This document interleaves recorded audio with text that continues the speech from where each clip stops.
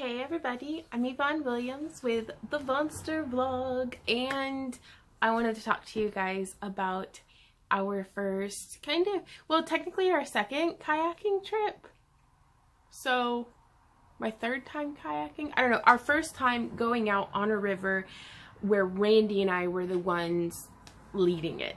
Kind of being like, we're the ones who scheduled it and booked it and like did all this stuff. So and we brought our good friend George along with us, but I took some notes and I wanted to share them with you guys because I really feel like this might be something that Randy and I start doing more frequently as part not just of our weight loss adventure, but just of our life. And I'm so excited to discover this new facet of something that Randy and I can share together that I feel like is fun and healthy and just outside, and it's so nice. But we went kayaking on the Turkey Creek. I don't even think it was a proper river.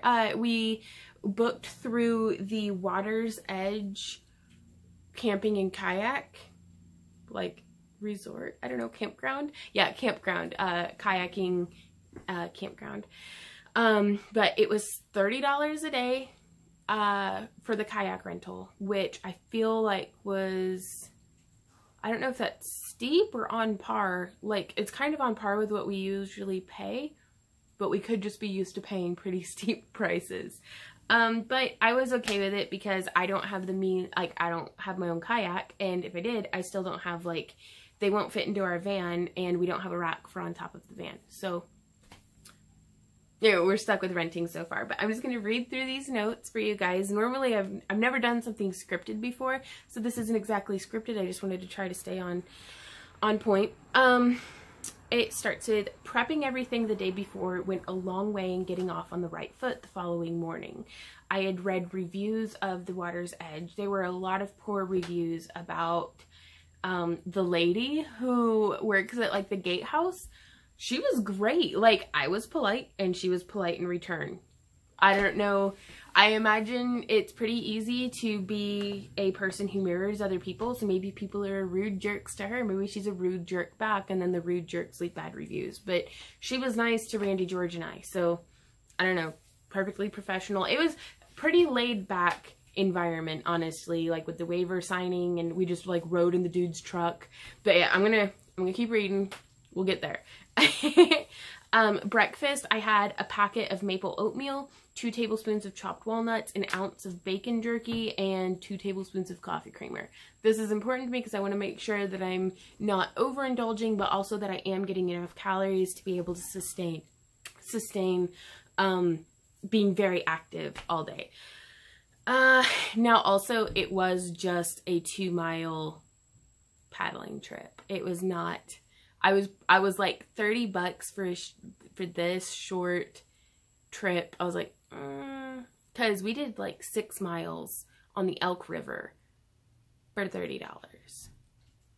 So I was just saying, breakfast was very filling. I don't know if I would ever actually need a second pouch of oatmeal because I'm consulting with my good friend Lara, who is far more experienced in the realm of being outside than I am. Or rather, at least just being active outside than I am. But I will bring an extra one on future trips just in case. An alternative to avoid the monotony of oatmeal would be bring breakfast breakfast bars, or some Lara bars, or a Mountain House scramble or something of the sort, because oatmeal's basically it's yummy, but it's sludge. It is porridge, and I can't do a gallon bucket of porridge. I get tired kind of trekking through it. But for 160 calories per pouch, it's pretty reasonable, and 6 grams of fiber. Yay, pooping. Water's Edge camping and kayaking. The campground is more of an RV park, very informal with their sign-ups, waivers, and shuttling. We just rode in the dude's car with a trailer for the boats. The facility was cash only. So we didn't have cash on us, like not enough for 3 people. So the lady recommended that we went to the Dollar General up the way and we wiped them out with like $1 purchases, getting cash back because it capped out at 4. We felt bad because the guy who was working the register had like just started and he's like, what? You guys just took all my money from with cash back. But it worked. The selection of kayaks to choose from were all, the brand was Pelican Sentinels. They are a 9-foot long sit on top and they were very unstable. Like Randy and George both ended up tipping over, which Randy didn't tip at all last time when we had way more getting stuck and stuff. I don't know.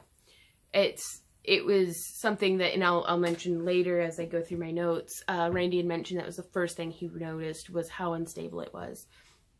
But they were also, the seats were awful. They're by easily the least comfortable kayak I have ever been in, out of the, 3 kayaks I've ever been in. But it was just, there was no internal storage and the selection of loops to bungee to were very limited. So it was really difficult to like get your stuff lashed down because there's nothing to lash to.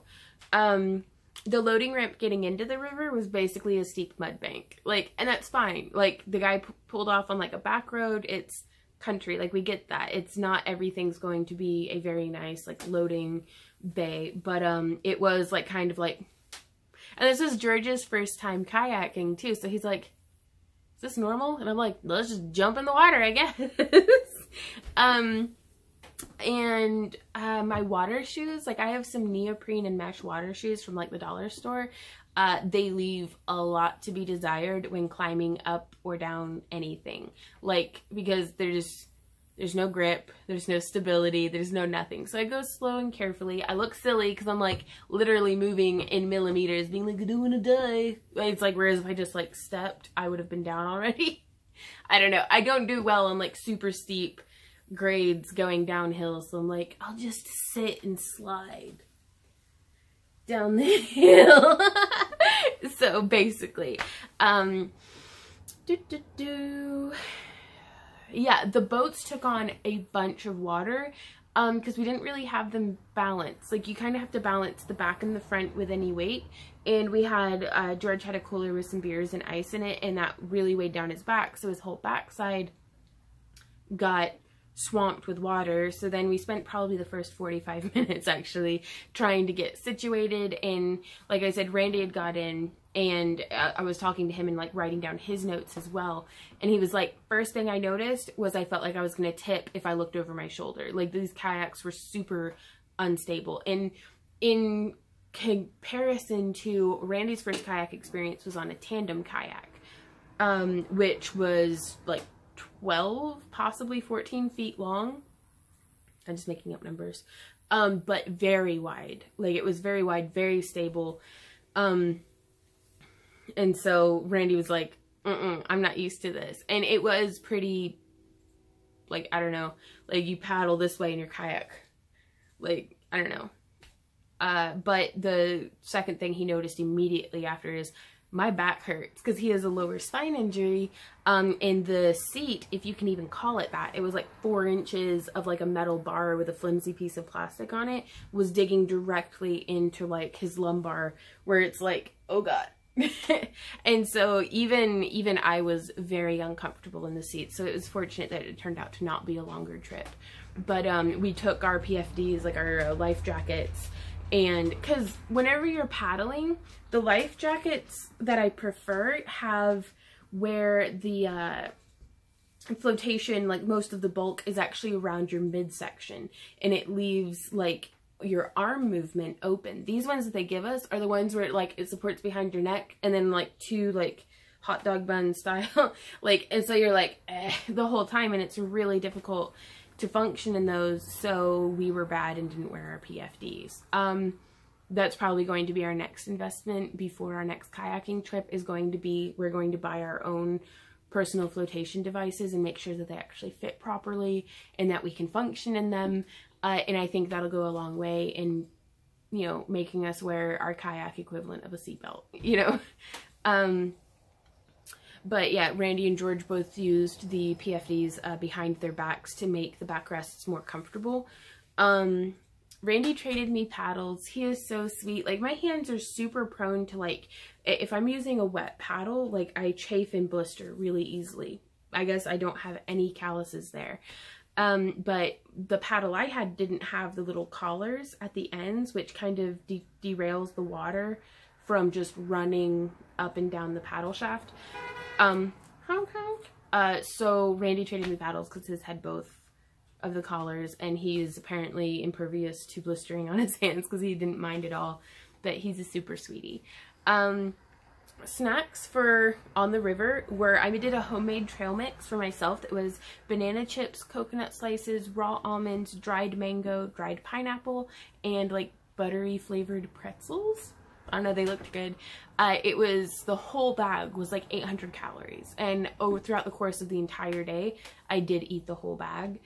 But it was super filling, super yummy. Like, I never got hungry all day, even for whenever we stopped for lunch. Like, I wasn't really like hungry because I was like nomming this trail mix the whole time.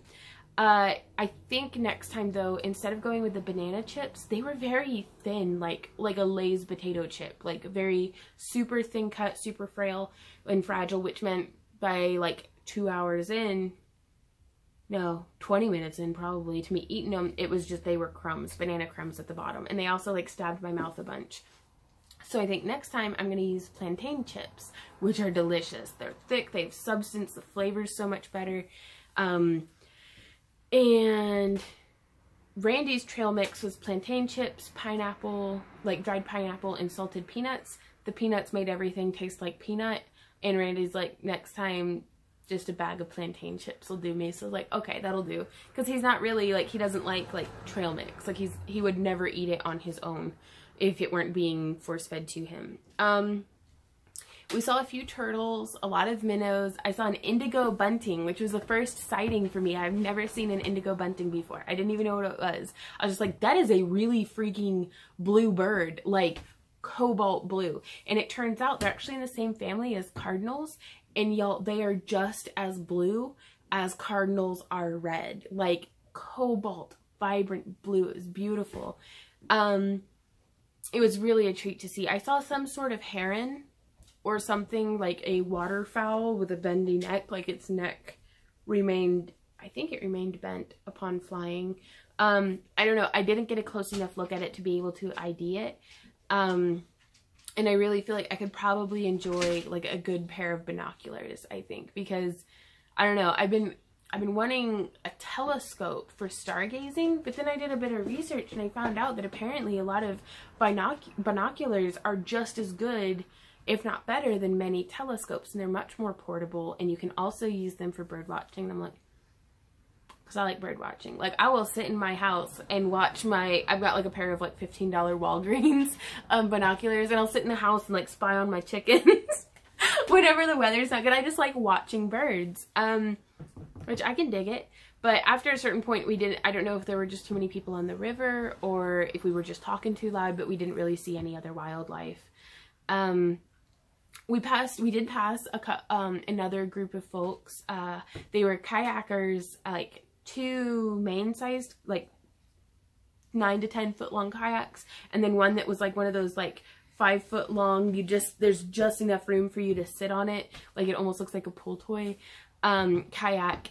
And then the 2 regular sized kayaks were pulling people in tubes, and I was like, now that's the way to do this. Just kayak and pull your inebriated friends behind you on tubes. But I chatted with one gentleman and found out about the Joplin Kayaking Club on Facebook, so I sent them a join request, and hopefully I'll hear back from them. It'd be really cool, I think, to learn from more experienced paddlers, because a lot of it is like, I don't know any kind of protocol about permits that need gotten or anything like that. Like, I don't know, like, other than going to a kayak rental place, like, how would a person with a kayak go to a river in, like, I don't know, completely inexperienced for the most part. Like, I've gone kayaking 3 times, all 3 times were through a kayak rental place. So I just kind of followed the directions, but I don't know I don't know. So I want to learn from other people, and I think that'd be really cool. We stopped at a shady area that was easy docking. And it's from the river. I saw a couple of fallen logs. So I was like, haha, seating. Because I know that Randy doesn't like sitting on the ground, especially with his back being bothered. So there were logs there, and I saw a couple of trees that I was like, these look really good for hanging a hammock from, because I had brought my camping hammock, because I want as much experience as possible stringing this thing up in different like terrains and different locations before I go backpacking with it and actually have to sleep in it all night. And so we docked up just fine. It was like a dried up inlet, but it actually turned out to be like muck. So we docked on the muck and like squelched our shoes through the mud. And it clearly other folks had used that area because there was like an old fire. Like you could tell there had been a fire and just beer cans. Like fortunately they had piled them all relatively in the same area, but just like a couple of 12 packs of beer cans and a bunch of cigarettes and like just trash, like some night crawlers. It was fairly recent. There were still night crawlers in the night crawler container that were alive. So I dumped that out, and before we had left the embankment, we drained and crushed the cans and put them into the now empty cooler. But yeah, from the river too, it looked relatively clear. Like the undergrowth wasn't that thick. It was all poison ivy though. So we seemed to be okay. I washed my legs off in the river. So I hung my hammock with Randy's assistance. We used one thin tree that was like maybe this big around, and one huge tree. Like it was so big, Randy and I both putting our arms around it couldn't touch fingers. It was huge. But the tree straps accommodated both of them because we wanted to test the extremes of, you know, I honestly don't think I would want to go with a much smaller tree than something this size because I don't want to stress the tree out. But I think I did experience the large scale. Like I don't think I had maybe like 2 inches of tree strap left from strapping around the tree. I definitely need to learn different knots for my guy lines and for like my ridge line and stuff, because I just used macrame knots and I was like, this is pretty, but I don't, and it held, but I don't think it would not untie well if it were wet. And there has got to be some better like Boy Scout knot that I can do to like, and so a hitch knot, a trucker's knot, and one other one. I was watching a video and I wrote them down, but I'm going to be practicing some knots. So if you guys are interested in that, please sure to let me know. Yeah, but yeah, macrame only gets you so far in life. And I just clipped my gear, like my bags and stuff, to the carabiner that my hammock attaches to the tree strap with to keep it up like out of like the bugs and dirt. To keep me from eating in my hammock, I'm going to bring a piece of Reflectix, which is like the shiny windshield fabric that you put to like, it's like bubble wrap covered in foil a little bit is what it looks like. But a piece of that to sit on, because I like to sit whenever I eat and I don't want to just sit in the dirt and bugs, especially with a wet butt from being in a kayak. And so that will also act as insulation too. If I get cold in my hammock, I can put it down under my feet or under my head or any cold spots. So, and super lightweight. Randy actually scolded me at first for sneaking food into my hammock because he's like, Lara said, don't you dare eat in your hammock. And I was in there and I hadn't opened anything yet and I was like, I know. So I got out of my hammock and I didn't eat. Lara is wise to say that she's going to camp no closer than 100 feet from me. I didn't actually eat in the hammock though, so that's good. But lunch was an 11-ounce, like a family-sized tuna pouch, a mayo packet, 16 Triscuits, 2 cheese sticks, and some cherries. Way too much food. I didn't even touch the cheese sticks and cherries. And I think 2 6-ounce packages of tuna would be better because I wasn't able to finish my entire 11-ounce pouch. And it was really watery, like way more watery than what the 6-ounce pouches are. And having extra Triscuits wasn't the worst, but again, I wasn't really that hungry. Kayaking is pretty easy. Like you kind of just float. And it's just, I don't know. Like, I just wasn't that hungry. So I think next time I won't bring the cherries. I'll still bring the cheese sticks and Triscuits, but the main thing was having 2 separate tuna pouches because they aren't resealable. And once you open it, you've got to eat it. And so, like, yeah. There was it was perfect. Like, the whole day was amazing, but there was one moment that really stood out to me, that George and I were sitting on a log and Randy was sitting on the cooler, and we were all just sitting there eating our food. And the group of kayakers who had talked to me about the Joplin kayaking group passed us, and they were just pulling their friends in the tubes along. And I felt so, you know, like, I can imagine how people feel whenever they have, like, a super fancy car and they're at a car show and they're like, haha, this is my car, or however people might feel. I know I have a minivan. I'm probably going to drive a minivan my whole life. Like, I'm not a fancy car person, but I did feel, like, silly for how proud I felt about, you know, our kayaks docked up on the thing and our hammock there. I felt like a cool kid. I was like, if we had changed positions and I saw somebody with their, you know, hammock and just enjoying themselves in nature, I'd be like, man, I want to do that. Like, and so I don't know, I felt silly, and I was like, gosh, man, you're such a dork. But I really, like, it felt good, and I had waved at the folks for them to, like, come and join us, but they just waved and kind of went on. So there's a really nice social aspect to kayaking and camping and stuff that is completely new to me, because over the past decade, the way that I meet people is typically trying to sell them something out of my booth at a convention. Like, that's the conversation starter. Because otherwise I just don't talk to people. Like, you know, I'm like, oh, what do I say? I don't know, bye. Like, out.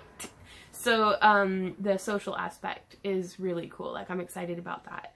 But yeah, we had crushed and bagged up all the cans. I think next time we go anywhere, really, I either want to bring extra, like, big trash bags, or probably like those orange mesh bags for, like, onions or, like, big navel oranges, so we can pick up trash along the route. And that's whenever we went kayaking on the Elk River, they did give us some bags for trash, which I was like, that's really nice. But honestly, other than that pile of beer cans, that river was really clean. So, would you say so, honey? The water was very murky. The water was murky, but there wasn't, like, on the banks and stuff, there wasn't a ton of trash. I think I saw, like, 1 tire. Yeah. Like, that was it. And I saw it and I'm like, that tree's tired. Because I had a tire stuck in it. Anyways. We packed up camp in a rush, though, because there were some headwinds coming. A field for cows, I'm presuming. And then it, like, dipped down. And there was, like, where we camped, and then it dipped down a little bit more and there was the river. But it was beautiful. You could see the storm coming in. And just the wind was like, I had to take the hammock down because it was definitely showing that it was made out of parachute material, because it caught wind like pooh, parachute.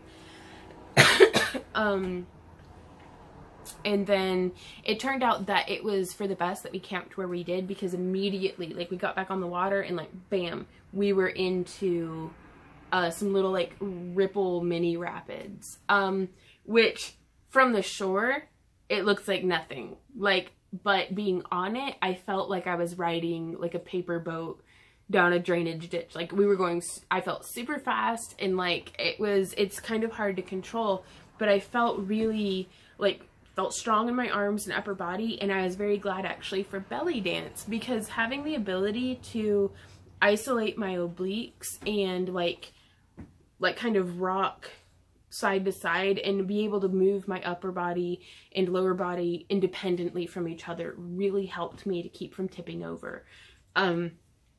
I feel like, in my not very athletic perspective, but I didn't tip over, whereas George and Randy did on that route, and Randy was doing great. It was George's first time in a kayak, so I was like, he was okay. He bashed his ankle a little bit, but there wasn't, like, free flowing blood or anything. It just scraped it. Got all of his stuff wet. We were so bad about, like, next time we go kayaking, I'm going to try to make sure that we don't have anything kind of free floating around, like our drinks and stuff, in the kayak, because nobody wants to have to chase their gear down whenever they capsize. So George's main thing was just his beers went everywhere. Like, because he had brought some along, but there's not really any opportunity to drink beer while kayaking, and it's really not a good idea anyways. It's like drinking and driving. You don't want, it's not like being on an inner tube. We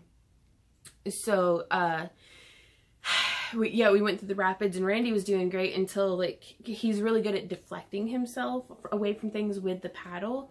And it was a spot where, like, it fed off into, like, a whirlpool area, and then you could go on again. I actually got trapped in the whirlpool for a minute, and I had to, like, really, like, paddle to get out of it. But right before that was a really thick algae area, so Randy had, like, tried to deflect and nothing, so he just went right up onto the rock and tumbled.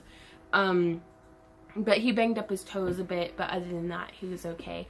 Our dry bags held up fantastically. Like, I'm so pleased with our dry bag purchases, because all of our stuff stayed dry. Like, to me, that's exactly what a dry bag is supposed to do. Sorry for the train in the background, but no, I had a really great time going. Like, I felt kind of badass, like, just like, because I deflected myself from, like, I'm glad I don't have any bruising or anything, but I deflected myself against, I came off the first round of rapids, and it was paddling, and I couldn't the current was taking me much faster than I was able to turn, and so I was able to just deflect myself off of, like this big tree that had fallen over, and then just kind of, like, kept going, and I don't know, I had so much fun. I've never really felt, like, athletic or outdoorsy or anything, but I feel like I did this. Like, that was pretty cool. So, and then after, like, there were, like, 3 bouts of, like, mini rapids. Like, I think most people would just call them ripples. There were ripples. But it felt like rapids. And after that, we were basically at the campground. It was a very short trip, but with the kayaks being so uncomfortable, it was honestly for the best. Upon docking, I did chat with one of the ladies who was riding in the tube, because I was worried, like, in some of the spots, like, I actually bottomed out in one area and got stuck sideways between, like, 2 rocks, so I wasn't able to, like, scooch my way out. So I had to just get out of the kayak and turn it and get back in and keep going. But I was like, I wondered if they got up and, like, walked, because I didn't see them wearing water shoes whenever they went by. Like, I was worried for them, so I chatted with her a bit, and she showed me her knees and like, shins had gotten super, like, bashed up a little bit, but she was happy. She had felt like she had a really good time, so that was good. And then we unloaded the boats. The campground was like, yeah, just leave them there. We drive down and get them later. It's like, okay. And then we returned to the paddles and went to have ice cream at Baskin-Robbins. So I got 3 spoons, ultra lightweight backpacking spoons, with our purchases. So that was pretty cool. So general gear overview. Thank you so much for everybody who's still watching this, but I'm actually keeping this for future reference.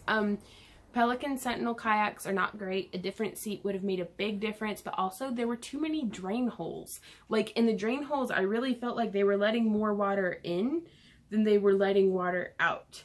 Like, our hole plug's a thing for in kayaks. I really loved my sun shirt. It was one of these SPF 50. This is like a Hanes Cool Dry 2XL. I wanted it baggy. And it's getting baggier all the time. So, which is pretty cool. But it did its job perfectly. It kept the sun off of me without making me feel overheated. It dried quickly. It wasn't restricting.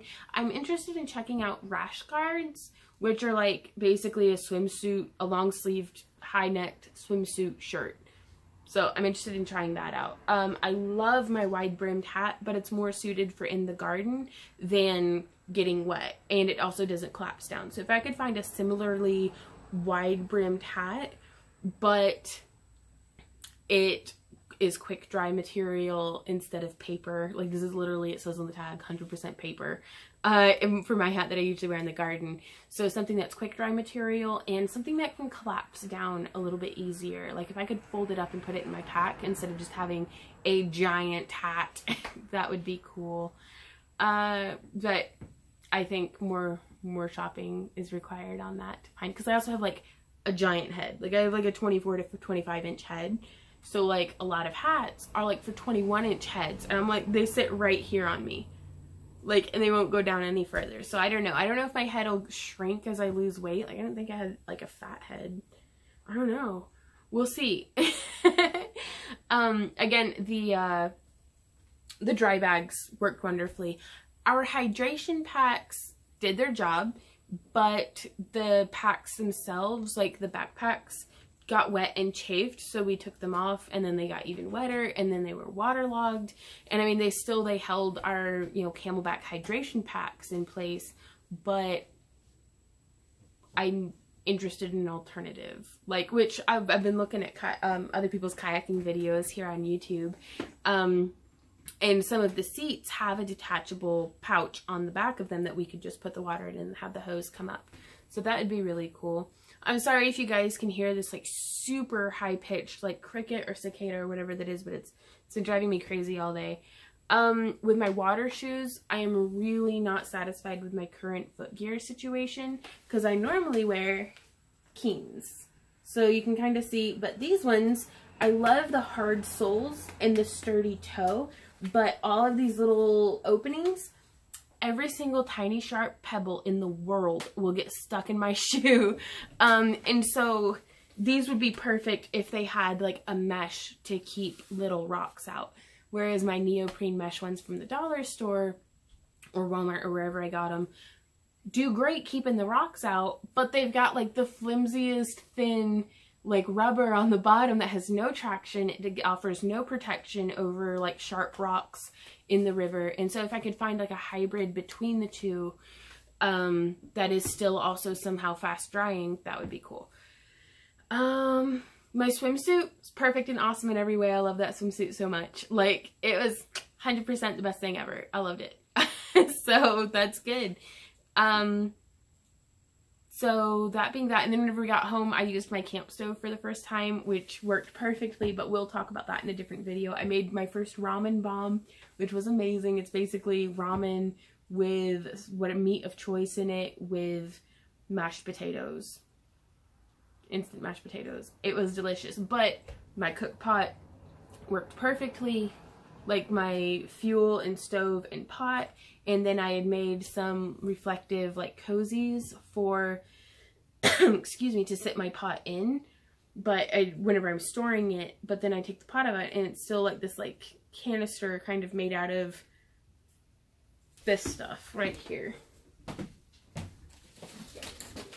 made out of this stuff. So I've actually made a couple of pouches. This is the same stuff that I'm going to cut out a piece to bring with me to sit on while I'm camping, but I made cozy pouches that you can fit like a quart freezer bag in, because you can put freshly boiled water right in there and the freezer bag holds up, so it behaves like a Mountain House meal where you can just cook it in the pouch so you don't have any dishes to do afterwards except for like your Baskin Robbins spoon, which held up wonderfully also, even stirring that like cement mix style to potatoes. But it was so much fun, you guys. I am so excited and I cannot wait to go on my next kayaking adventure. And even Randy seemed pretty, like we went on and that's the thing, is we kayaked 2 miles and then we still went on a 2-mile walk that evening. And I was like, this is, holy crap, we are so much fitter than we were like 3 months ago before I started this weight loss adventure. And Randy's been keeping pace with me every step of the way. He's gone on every single walk with me. There was one that he missed, that he sat in the van and played Pokemon. That's because he had a giant like sting or bite or something on his ankle right where his shoe was rubbing. And I was like, sit this one out. And he was like, okay. But I still went on my walk and he kind of like supervised that way I didn't get lost. Like, it's not weird. We're just, Randy and I are super mutually codependent and we like it that way. But it was, I don't know, I like having him around and it's great. He's excited about kayaking as well though. Like, he actually talked a bit about purchasing kayaks. And I'm like, that is a huge investment, because I'd like to go on average once a month kayaking. Some months we'll be able to go twice. Some months, like I'm sure December, January, and February, we won't be able to fit in kayaking. But if we, you know, I want to go kayaking 12 times in a 1-year period before investing in a kayak. Because if we invest in a kayak, that means we're going to be investing in 2 kayaks plus a rack for our kayaks to be on our van. And that's a huge investment. So I may start saving now for that. But just that Randy was the one who brought that up, I was like, so that's pretty exciting. Hopefully for my next trip, we'll be able to get footage to share with you guys. So we'll see about that though. But if you guys have any comments or ideas or questions or anything, please leave those down below. All the links to my social media are down in the video description, like all that stuff. Y'all have seen my vlog before. And if you haven't, please subscribe. Maybe there could be a thing popping up here, as well as a recommended video right here if I figure out how to edit, because it is the future.